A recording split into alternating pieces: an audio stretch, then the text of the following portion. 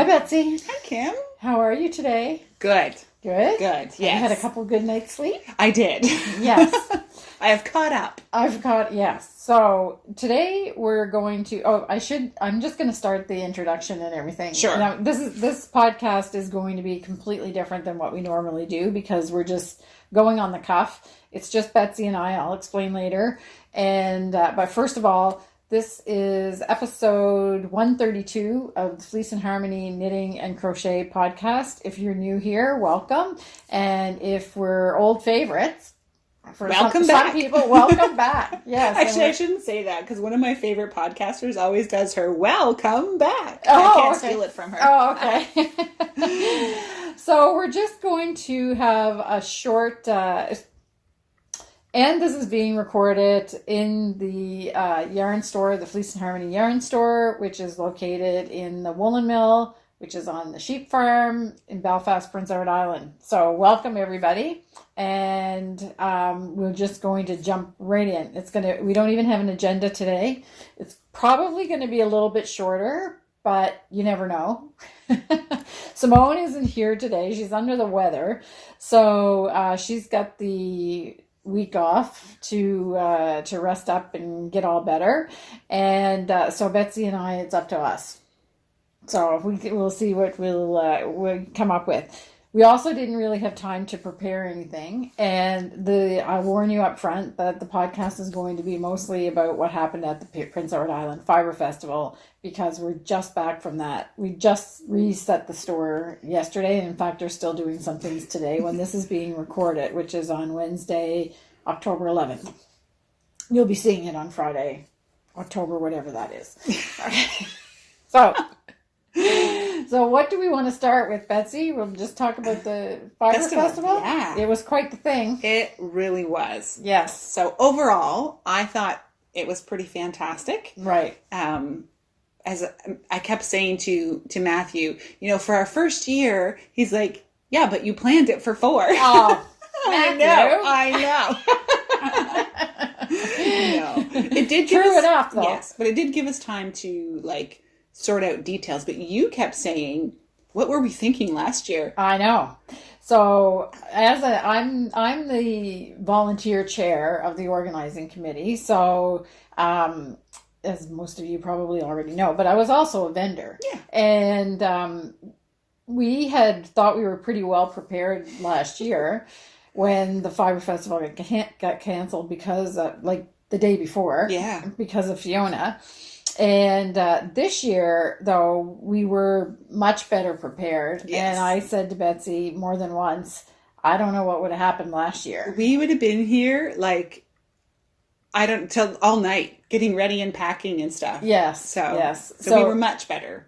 Yeah. I'd say we were very well organized. We were. We still went home at regular hours. Yep. Yeah. Yep. And between Betsy and Ken, there was lots of figuring out how, when we got there to the venue, how do we set up everything before we leave the store so that when we get to the venue, it's as quick and easy as possible. And we left right at 5:00 for the setup too. So They did let us in a little bit early. Yeah.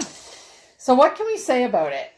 It was really exciting. I have never been in one place where there's so much yarn in one spot. Right. For me, that was new. I know many of you have probably been to some festivals or some larger festivals, but for me, this was a first. Right. So I was just I don't know, what did you call it? Yarn bathing. Yes. Walking around, just taking it all in and seeing just everybody's unique take on what they do to create their unique yarn was really cool to see. I mean, I can't even lie. Even as individuals, we all had a different look about us. Yes. Kind of just some that you could tell was more, they were along really into the naturals, and some that were into the storytelling with their yarn. So it was just really amazing to see. It's art, right? Yes. So you get all these different representations of, in theory, the same medium, but all done in a unique way. Yes, every booth had its flavor. Yeah. And for the ones that we knew the people personally, it had their flavor. Yeah.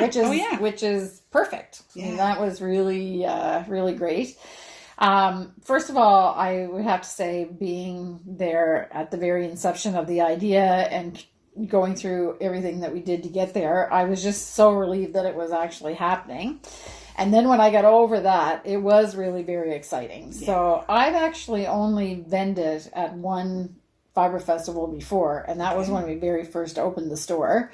So we had hardly anything to bring, and that was pretty exciting. Yeah. And then I visited Rhinebeck once, so the big I've never been monolith of Rhinebeck, which was pretty eye-opening, I would say, and exciting as well. I mean, it's humongous. Like it's like the 10 times what we had. Well, and they also have a whole other like section of animal stuff too, right? Yes. Yeah, they have sheep. It's actually the New York Sheep and Wool Show, I think is the way that the actual name. New York State Sheep and Wool Festival or something like that. And then the yarn obviously is a byproduct of that. Exactly. So they do encompass, like there's sheep there and there's sheep shows there and everything as well. So that's a little bit different. So I would say that we had beautiful weather. Gorgeous. Yeah. So there was a lot of talk about Philippe coming up but honestly, we weren't really worried because by the time they were forecasting for Philippe for Prince Edward Island was honestly just kind of a normal rainstorm. Yeah, I would say very much so. Yeah, we're pretty used to wind. Yes. And it has to be over sustained winds over 80 kilometers an hour for them to even restrict the travel on the bridge for high-sided vehicles. Yeah. So, and I think just to put it in perspective, people think that the bridge closes all the time, but it's actually 25 years old, and I think it's actually been closed to all traffic 6 times. Oh yeah, so it has to be. It has to be. I don't even know what the circumstances are that it closes, but weather-wise.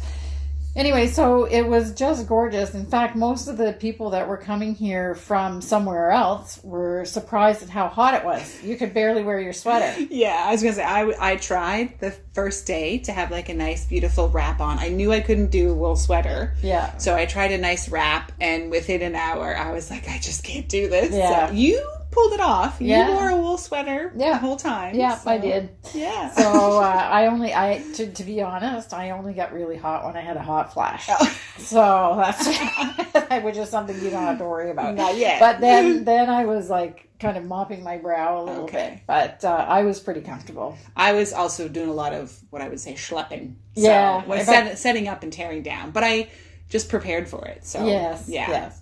And so I think it was great. It was great to meet all people. And then we had some of our own that we were a little bit fangirling about. So Patty Lyons was there as an instructor. And she's amazing. Yes.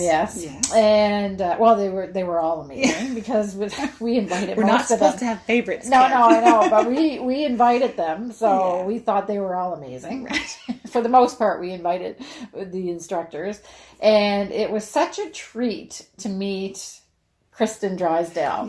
Yeah. So I agree. She managed to pop into the shop yesterday as well, so that was nice. Exactly. So because we've knit a lot of her things, and she did 3 classes, and we love her book, the Nordic Knitting Primer.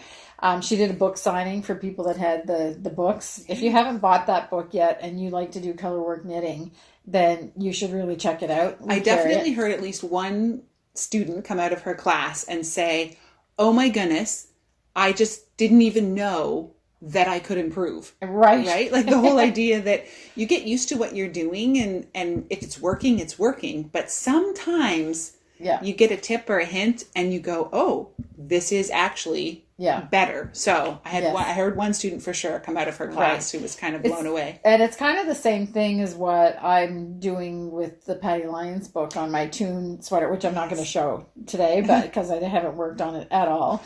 But just that those gurus really have a trick or two up their sleeves, and it's just it's not that you're doing anything wrong, but you can just improve. Just those super fine little details that just make all the finishing just that next level kind of idea. Exactly. And Sue Matten, the creator of the Wallflowers. I was excited because I have This sounds awful because I have a completed wall. Yes. So I was able to take it and show it off a bit. And many of you were wonderfully supportive about enjoying it as well. So that was neat for me to meet her too. Right. And her color classes in particular were really like, I was hearing some of the comments about her color classes. So she did two classes, the same class twice, about color, a little bit of color theory, but so it's kind of like know the rules so you can break the rules.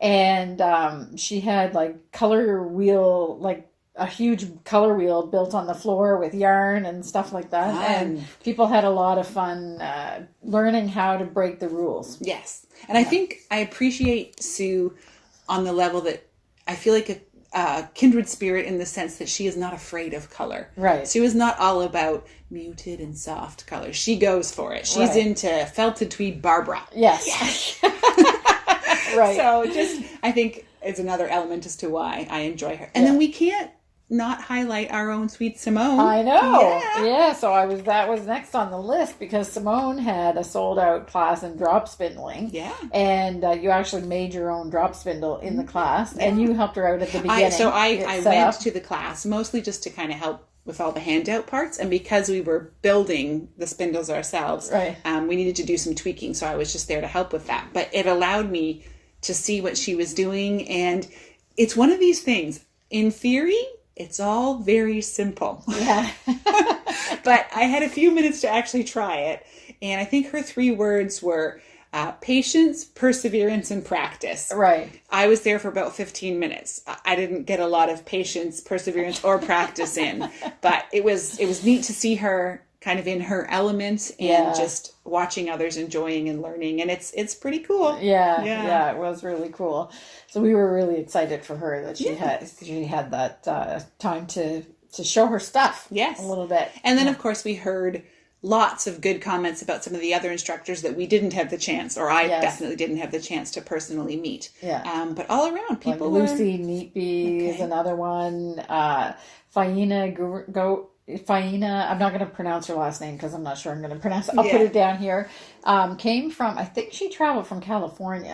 And she did like finishing techniques and things like that, like really precision kind of knitting things. And I heard her name mentioned quite a lot while people were going by the booth. So her class was also pretty good. And to be in truth, because we're not going to remember every single person that was there, so we can't name everybody, but I really didn't. Oh yes, and Michael Stella. I was thinking of Michael Stella because I passed him a few times, and Michael is another one who loves color. Yeah. So if you pass him, it's pretty hard to miss him because not only does he love color, he's pretty into like neon color. Yeah, so it's pretty bright. Yes, and he had a cool necklace on actually because lots of people have gifted him stitch markers and progress kits. That's what it was. Yeah, so he had created this necklace that he wears that has all of the stitch markers and progress keepers that people have given him over the many years that he's been teaching, which I thought was pretty cool. Yeah, so I didn't realize, really but I just thought it was his bling. Yeah, no, they had all had meeting, and he could actually talk about some of the. It was, let's face it was mostly women that gave it to him because he referred to them as he said that some women had given me these things or whatever. So he actually could tell a story about a lot of them on so it was he felt that was a really precious memento for I have one stitch marker for my necklace that I can start. That was given to us. Yes, that's right. We both have one. We do. Beautiful one. So overall, I think that's so we might be creating some serious FOMO here. Sorry, not sorry, because we want you to come to the next one. Yes. So they've announced the dates, and I'll put them down here. But I think honestly, like that's okay. I think it ends up following on the 3rd to the 5th. It's the first weekend in October. Not Thanksgiving weekend. Not Thanksgiving That much weekend. I know I clarified and checked. So. Yeah, exactly. Yeah. So the idea is the festival committee will try to have it on the first weekend of October going forward so that everybody can set their book their trips and stuff. I'm so excited. I'm cutting her off again. I also, like, for myself, I've now lived on the island for 2.5 years. And this, down at the Delta is where the event took place. It was almost like entering this whole new world of Charlottetown that I hadn't been to.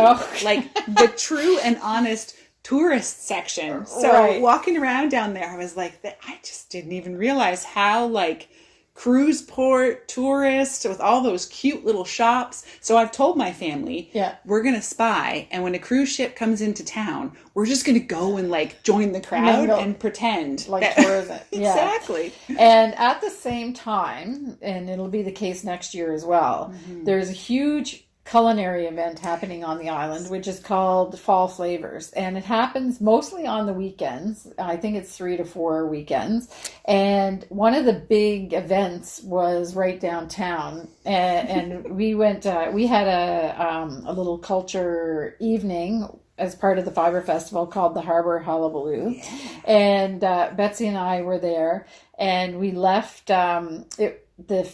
The Fall Flavors event was happening right outside of the venue of where the Harbor Hullabaloo was. And we left there at what it was like 10? Something like that. 10 o'clock at night. And Kent Street was just like rocking. A party. And I was laughing to Betsy because I said to Betsy, I said, a lot of the people that are not from here, that have not been downtown on an evening in Charlottetown some other time during the year, are thinking, wow, this is really a rocking place, like, because it was packed. Because we literally, like, went through the door from one party to the next out on the street. Yeah. But I have to confess, it's not like that all the time. No. Yeah. It's not that. It does have its moments like that, but it was, it's really funny. And we had people, so some of the stats about, there were people from every province, I think, except for Saskatchewan for some reason. So if you're from Saskatchewan, come on out. Yes, and even the Northwest Territories. Yes, I don't think the Yukon was represented, or Iqaluit. No. What is Nunavut? Yes. I don't think that they were represented, but next year, and 19 U.S. states. Okay. And we had several people from Australia, which is pretty something. I talked to one of the women, and she said, "Yeah, I traveled 2 days to get here to attend the festival," and a surprise visit from one of our really, really great customers, Rosanna, and she's a faithful YouTube channel watcher. And if you've ever read through our comments, and there's always a very eloquent comment from Rosanna on the episode. So she actually surprised us. She was a bit cheeky. So I was chatting with her the first day, and we were just off and on. She was stopping by the booth, and then I bumped into her in Simone's class. Not really. She didn't sort of tell me who she was. And then I heard you squealing the next day and seeing you chat with her, and that was sort of when I figured out the connections as to who she was. So and I think she decided to come, like, kind of last minute when you're traveling from Italy. Yeah. So I mean, I think it was the week before or something like that. So anyway, we were thrilled, and that her and many other people that we know you through your comments on the podcast, and the fact that you like things on the podcast, and Betsy so aptly described it, because we could tell when people watched us, because the smile of greeting is different than just being polite and smiling at somebody. And Betsy has said to a few people, unfortunately, it's a one-way window. Yeah. So you can see in, but we can't see out. So it was really a thrill to get to meet a lot of you that we recognized your names and from the comments and things like that. So it was great. I think it was great. It really was. I think, to be honest, that was kind of my favorite part. It was just meeting all of you, seeing your faces, a warm handshake, a hug from some, just this point of connection, and you sharing with us what this means to you. Because we enjoy doing it, and it's great. I did also have to tell several of you, I get really the easy job. I show up, I do this, I leave. Kim does all the editing. So for me, it's a pretty sweet gig. But just how wonderful it is to know that you're enjoying it. It's bringing joy to your life. It's bringing comfort. It's bringing that sense of community, which is exactly what we strive for. Yeah, so, exactly. That's our purpose. So I think that that's enough about that. Yes. We were thrilled, like as you can tell. Yes. We're still a little giddy. I did sleep 2 nights in a row for more than 10 hours. I was all the energy that you burn up, like in the hype getting up there, is getting to the day. Is it actually really going to happen? Then all the excitement of when it is actually happening and everything. So I was pretty exhausting, but today is really kind of the first day that I feel like totally back to normal. And Kim, the fantastic boss that she was, Saturday night we got back to the shop. She looked at us all sternly and said, "We drop the stuff and leave. Yes. We'll deal with it on Tuesday." Yeah, so that was also really lovely to... Yeah. Because you're so done in. If we'd have tried to do it that night, we would not have made good decisions. This was much better to come back on Tuesday. It's wonderful in here, by the way. We're loving it. Yeah. Just so to put we it all changed back. some things. So because it was mostly empty, because we took a lot of stuff down to the festival, we had the opportunity to kind of rethink some of the things that how we had it organized before, and change things around a little bit. Yeah. So we took that, and we took our time yesterday and just did it, and it was kind of fun, actually. It was almost like setting up a new store. It really was. So. I have to say, if you're local or you're coming by anytime soon, come on, it's going to be great. Yeah, right. So I guess I should just do like a tiny little shop update, because we had saved some of the advent calendars from Firefly Notes.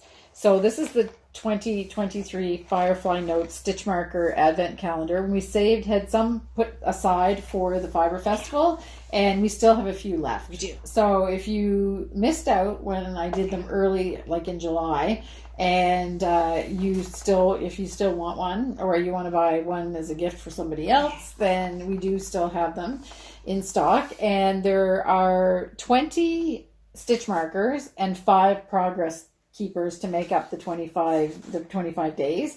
And this is the first advent calendar that all of the charms on the stitch markers and the progress keepers were actually designed by Sandy, who is the owner of Firefly Notes. So she did that all from scratch. And there is also a little beautiful enamel tin that matches the motif on this, that you can also purchase to keep your stitch markers in when you've opened up all of the doors. Yeah. Some of you might be interested to know, because I know that those I spoke to were excited to find out. She's in BC. Yes. It's a Canadian company. Yes. So it is still a Canadian product we're supporting, although not right on the island. Still Canada, which we're always happy to do. Yes, exactly. So we do have a couple little projects that we want to talk about, because there's been some topics. And if anybody is wondering, did I finish the Bouncing Sheep Cowl? And the answer is no. Happy to see you, Cal. I was so waiting for a miracle, Kim. Yeah, right. So at some point, I brought it, dragged it down with me. I thought I was going to knit and whatever, but honestly, by the end of the day, I was kind of exhausted.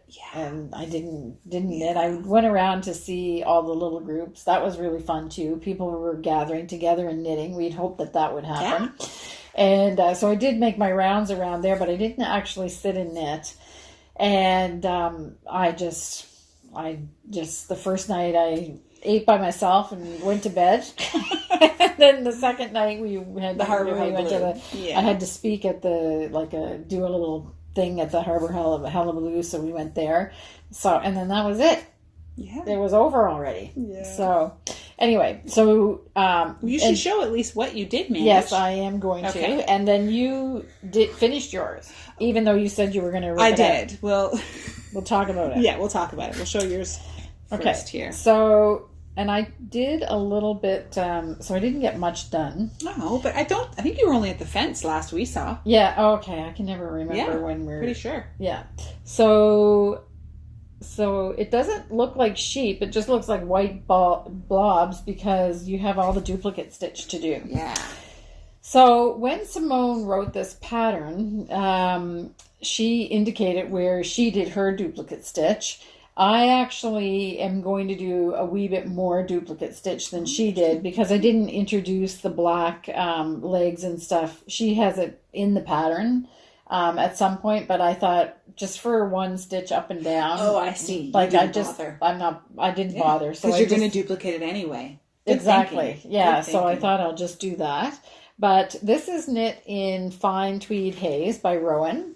It feels really nice. Yeah. I think it's going to be serious cush going I on. know, it's really gorgeous. Yeah. And I'll just straighten this out. And the motif goes, 4 times around? 4 I think? times, yeah. Yeah. So this is a small sheep, and this is the dancing sheep. Yeah, the bottom half of your dancer. Yeah, exactly. And you really are getting the flowers in the meadow effect that we talked yes, about. That's so awesome. I'm going to just push it up a little bit closer to the camera. So, because Simone takes the pictures for us, and she's not going to be here when we have to release it. So I'm hoping that this is going to be close enough. So, and I have no idea. Like I didn't do gauge or anything. I knew that my gauge. I did do a gauge swatch because you had talked about having your sheep will be.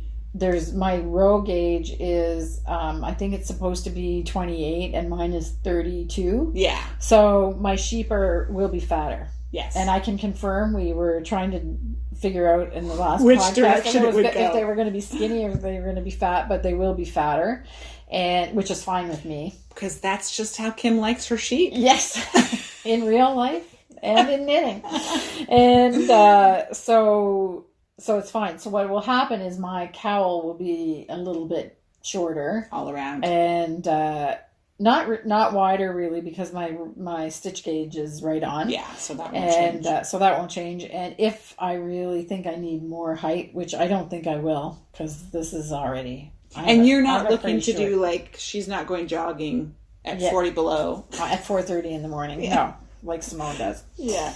So this is it. And it's really fun. This is a nice yarn to knit with. It's hard to read. I was going to say, like, to count your stitches, I can't imagine is overly easy. Yeah, it's a little bit difficult because it's so fuzzy, but it's not really nice to knit with. It's also, nice isn't going to show if you get a little one out of place here and there. Yeah, I think it's really forgiving. Yeah. Yeah. I think so. I'm going to have to try something with that, I think. Oh, yeah. So many yarns, so many projects, so little time. So that's happy. And I won't show anything else that I'm knitting because everything else is just frozen in time to where it was the last time I sewed it.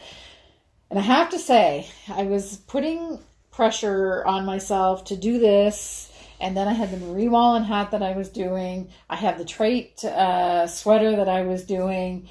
My mind started to get boggled. So I'm going to, now that I'm not racing to try to do something for some kind of an event or whatever, I'm just going to cut it out and just go back to being monogamous. So as you've all caught on, I love to watch other podcasts, and I do watch Inga from Knitting Traditions. Right. And just this week, she talked about, she always has multiple projects going, but she works on the project that is bringing her joy at that moment. Right. And I went, I love that idea, because sometimes I feel guilty if I cast something on when I haven't finished, but then that's okay. I always come back to it. So as long as things don't get too out of hand. Right. I'm more so, I don't want to be buying yarn to start a project, but I have a few things that I already have the yarn for. So if I want to start them, I'll start them. Right. And then I'll just work on what's calling me at that moment. Right now, what's calling me is to finish something. So that's a good idea too. Yes. So I've decided, I have my cue in my head. I've decided I'm going to do the cowl first. Would it be kind of the closest to done? Yes, and the easiest to complete, I think. So I'm halfway through. I'm halfway through the chart. Yes, and then you just have the rib on the top. Right. So I can finish it up, and it's an enjoyable knit. Yeah. It has color work, but because all the little tiny bits are duplicate stitch, it's not really a head scratcher. Like it's pretty easy to do while you're watching Agatha Christie, and then we'll finish my Marie Wallen hat, which is not much to do either. I have about I'm halfway there, but also with that, it is a little bit more, you have to pay attention. Focused. Because it's detailed, the color work is quite detailed. So I'll finish that, and I'll get those two done. Yes. And then I'll have my Trait, which is by Kate Davies, which is really, really beautiful to knit. But it's the biggest one that I have to do. But it's also like in season too. Yes. As we're coming into the colder season. Yes. So. And I really love knitting on it. Yeah. So as opposed to your other one, which is a summer garment. Oh yeah, there's Tune. So there's four. There's four. So Tune, I don't know when that's going to get it's done. okay. It's a summer garment. Yeah. It can wait till summer. Yeah, exactly. Although with my track record, maybe I should be doing that one. I don't know. Whichever one you want to do now. Yeah, exactly. I want it with the Tune T-shirt, and I'm not going to put a picture in because I don't want to do a lot of editing on this one because I don't have a lot of time to do it. But it's super simple sleeveless T-shirt with stripes on it, which I chose for that reason because it was super simple. But turns out that maybe super simple is not always very interesting to me. Okay. So, yeah. So it's the only thing that's making it's going to be great because it's exactly something I'm going to wear all the time. But the only thing is that I made a commitment. This is the one that I'm using with Patty Lyon's book. Okay. So every time I do something, including the cast on, making a stripe, starting the decreases for the arms and everything, every time I do some kind of a maneuver, I check with Patty Lyon's book, The Knitting Bag of Tricks. It's a technique check. Yeah. That's a good way to put it. Okay. And I read that section of her book and everything. Okay. So that's the value of that project. Besides having a great T-shirt at the end, that's the value of the project for me. So. Okay. So it is a learning process one too then. Yeah. So even though it's simple, you're not just through it. So, okay. No. So that's, yeah. All right. That makes sense. Well, fair enough, I guess. Anyway, that's... So, you all heard about my saga with the cowl. Yes. I managed to turn something out. Is it something that I'm most proud of? No. In the sense that I really don't think I did Simone's design justice. However, I did manage to get a version of it done with the yarn that I had purchased, and I think it's usable, it's workable. People right now through the one-way window are saying, what is she talking about? It looks great. So I did a couple of cheats. So number one, I didn't do color work at all. Well, not at all, other than the fence. I decided to just go for it and knit the thing straight up. Then I chose one sheep, and when that one sheep was done, I said, I've got time for one more. And then when that sheep was finished duplicate stitching, I said, I got time for one more. Yeah. And then the fourth one, I said, I don't really have time, but I need to balance this out. Oh, okay. So what I did is I took her chart and I just flipped it. So this originally, I think the sheep is looking this way. And I just flipped it so that I had a dancing sheep kind of facing inwards to all of them. So it's a little party where they're all included. Okay. As opposed to putting it facing out this way. And then I just did the front and I left the back blank. And is that you're going to leave the black? I'm going to leave it like that. Yeah. Because it now gives me the duplicate stitch. What it did is it did make this fabric significantly stiffer. Right. So when I put it on, that's stiffer. So now the back is all just cozy and squishy. So now it's become something wearable. Right. I'm just worrying about wearing it. It does feel really nice. What it did tell me is I definitely want to make a sweater out of this cotton wool. Yeah. So this is Rowan cotton wool. Yeah.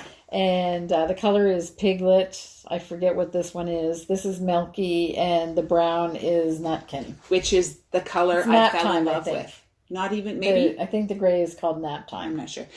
Shockingly, it's not the pink that's calling my name. Oh. It's this Nutkin. Yeah, that's a great color. Yeah. It's a really nice brown, and they make it in Summerlight DK or Summerlight Forthlight. Summerlight DK, I think. It's a great color. So it's in my future. Yes. Great. It's beautiful. There might have just been a big jump cut. We had a customer. So we paused the video and we're going to continue on with Betsy's next project. Yeah. So as many of you know, I traveled to Norway this summer and picked up some Norwegian yarns there. Oh, Lights.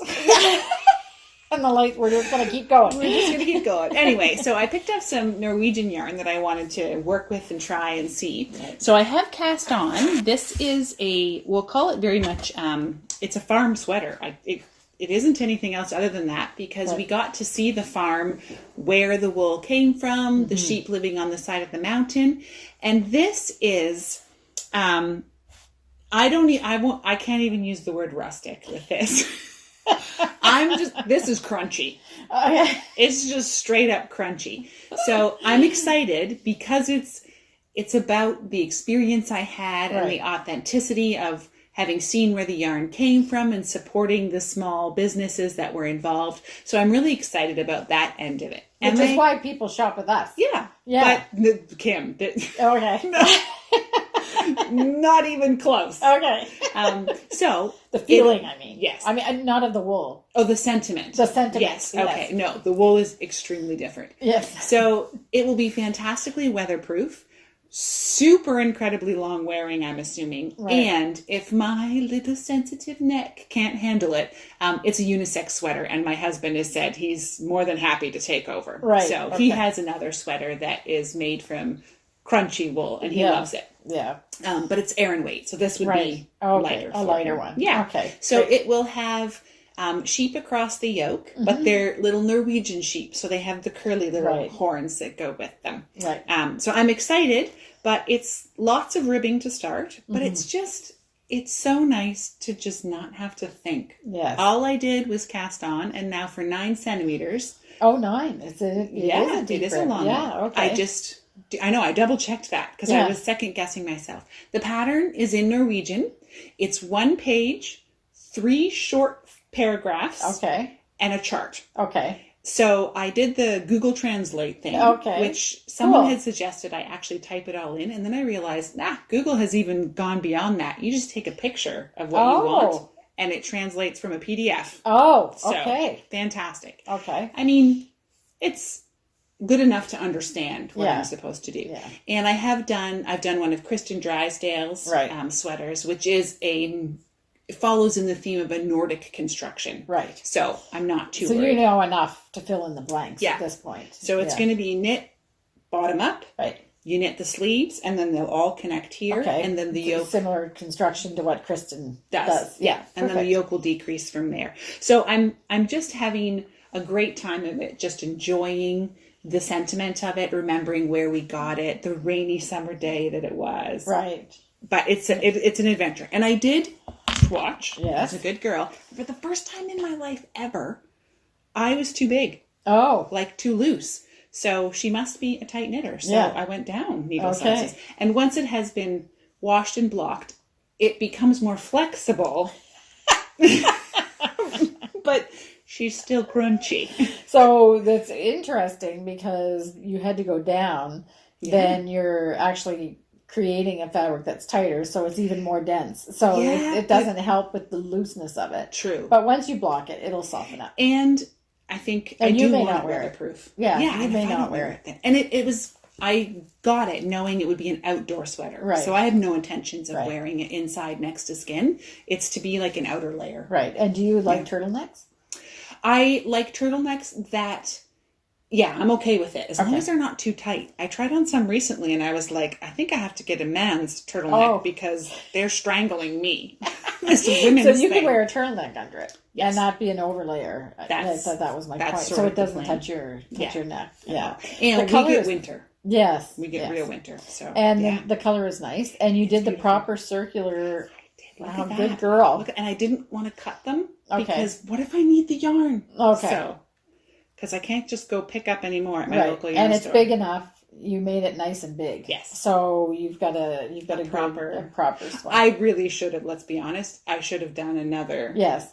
But I just got bored.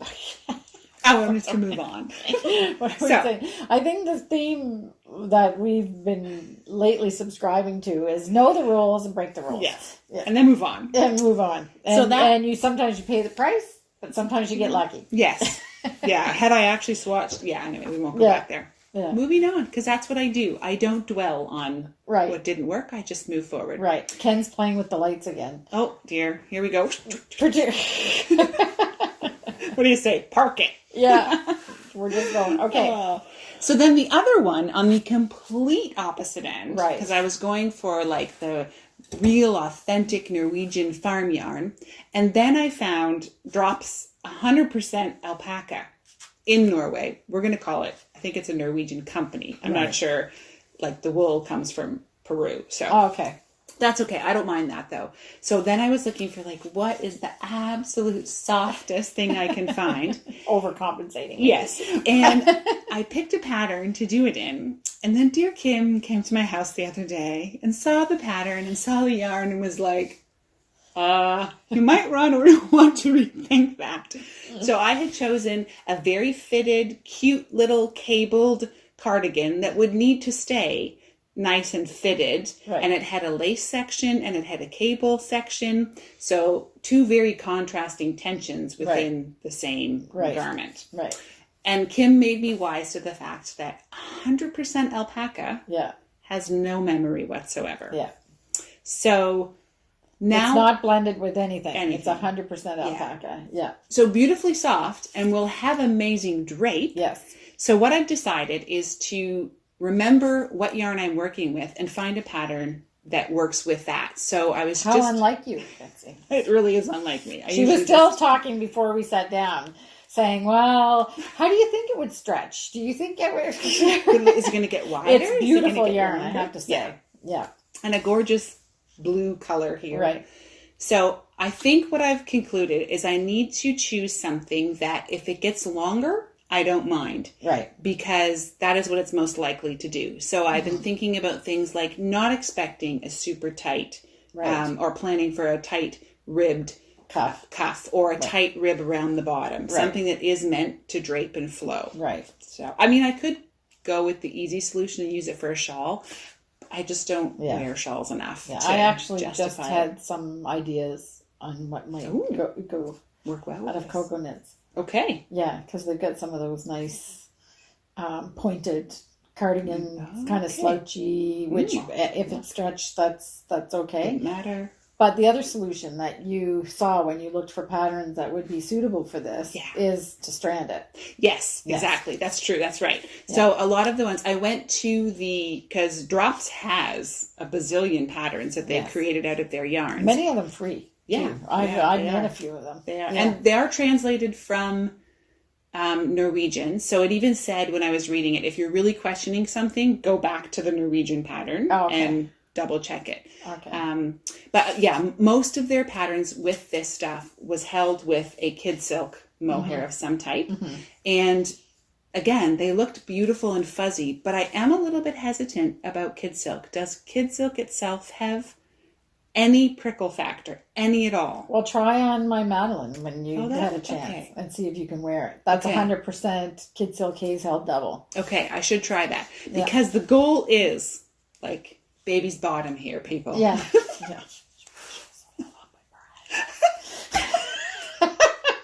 I want something that like next to skin that will be fine. Yeah. So we'll see. Yeah. So I'll keep you posted once I decide. Maybe the next story you should read is The Princess and the Pea. Oh, I know that story.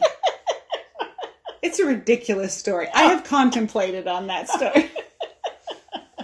Anyway. That's another section. Yeah. Okay. So I've dropped the yarn. It's gone. We'll move on. Yeah. Anyway, I think, I mean, the struggle is real. Like if you're choosing yarns and you want to, and I mean, we've done a few things where we kind of, not every yarn is for every project. No. So, and I don't want to spend, it's a beautiful yarn. It's quite fine. So it's going to take me time, whatever I make.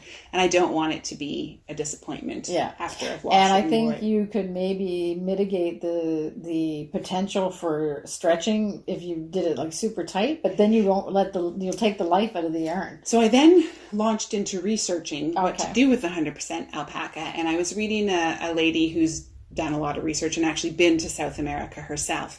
And she was talking about the same thing. Yes, one of the things are don't have a gauge that's too loose. But also don't go too tight because you still want the drape to work. So finding that balance. And she said this was key to the cardigan I had chosen, not combining two different stitch types in one project. Because if you have a cable and you have a lace, the lace section is not Needs to be going stretched to almost, stretch yeah. evenly Yeah. with the cable Right. section or the stockinette section for that matter. So Makes sense. keeping it consistent is probably better with 100% alpaca. Yeah, I'm sure you can find something beautiful Yes. that you'll love to wear. I hope so. In fact, I have one in particular. I just don't remember what the name of it is, so I'm not saying it That's here, all right. but we'll take a look find at it. Much a different kind of look completely than Okay. what you chose out of Kim Hargrave's which book, right? I got her winter book, of course. I always find the one book Kim doesn't have in her collection. I'm gonna get it now Yeah. because I saw it and I've got dragon sickness. There 'cause I are want some that book. really lovely patterns in there, and they're made with yarn we have right here. So Yes. when I'm ready, I will then just get the yarn that the pattern was designed in, because Right. I think I've only done that once Probably. with a kit, Sitzel Huyvik kit that I purchased. Is I think about the only time I've ever used the actual yarn that the project was created in. Right. So I got to give that a go. Oh, yeah, and you've had success. Oh, yeah. One or two Oh, things yeah. that didn't work out quite Yeah. like you expected. But I actually would say that the Happy to See You cowl is actually now a success. Okay. Because I think it looks great. Sure. And it is very soft Give it and one smooth more- and cozy. One more show. It is very soft and cozy. Yeah. And those little sheepies are so cute. Yes. Yeah. Okay, that's all right. I've got That's for it. knitting. Yeah. Okay, so I think that's it for today. And we didn't really talk about a lot about the shop, but the shop is open online. So if you want anything, and we're pretty well back to stocked. So I will say one thing though, and I'm not going to show it because we didn't bring it here to actually show, but I think a lot of you now know that we carry thread and maple. We sold a lot of it at the Fibre Festival, so I'm placing an order on Monday to fill some orders that we got at the Fibre Festival. Yeah. So if any of you were thinking that you might want something from Fred and Maple, from Fred and Mabel, from Thread and Maple, then take a look at the website, and if you see something there that you would like me to order for you or whatever, then go ahead because I'll place that order on Monday. So I think that's it. I'm not sure if there's going to be a harmony part because I think I used up all the harmony parts that I have, but if I think of something before Friday, then this will go into the harmony part. And we will record harmony reads as well. And so we'll have that next Friday. And so in this spot, I'm going to wish you all a wonderful 2 weeks of crafting and knitting and crochet, weaving, spinning, whatever it is that you do. And hope you have a very joyful 2 weeks. And we'll see you back here with Simone in 2 weeks' time. Bye.